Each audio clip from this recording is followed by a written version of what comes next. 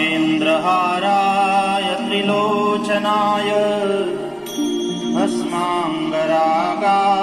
महेश्वराय नित्याय शुद्धाय दिगम्बराय तस्मै नकाराय नमः शिवाय। तस्मै नकाराय नमः शिवाय। तस्मै नकाराय नमः शिवाय।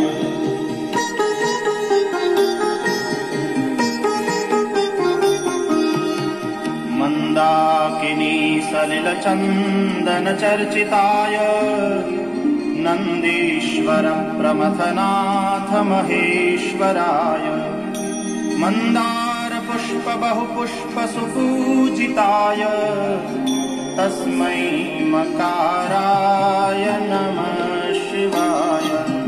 तस्मै मकाराय नमः शिवाय। तस्मै मकाराय नमः शिवाय।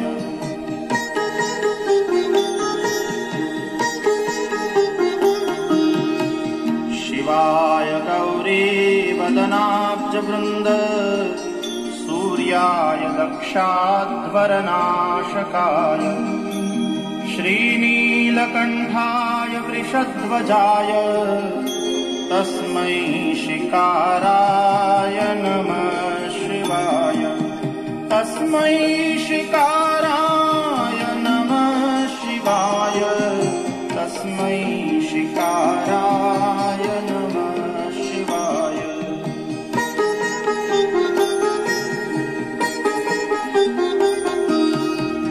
वसिष्ठकुम्भोद्भवगौतमार्य मुनीन्द्रदेवार्चितशेखराय चन्द्रार्कवैश्वानरलोचनाय तस्मै वकाराय नमः शिवाय। तस्मै वकाराय नमः शिवाय।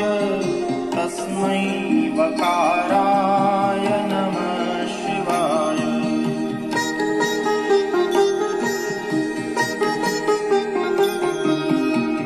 यक्षस्वरूपाय जटाधराय पिनाकहस्ताय सनातनाय दिव्याय देवाय दिगम्बराय तस्मै यकाराय नमः शिवाय।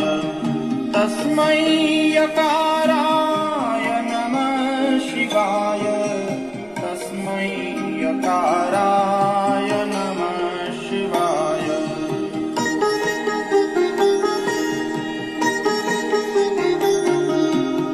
पञ्चाक्षरमिदं पुण्यं यः पठेत् शिवसन्निधौ शिवलोकमवाप्नोति शिवेन सह मोदते। इति श्रीमच्छङ्कराचार्यविरचितं शिवपञ्चाक्षरस्तोत्रं सम्पूर्णम्।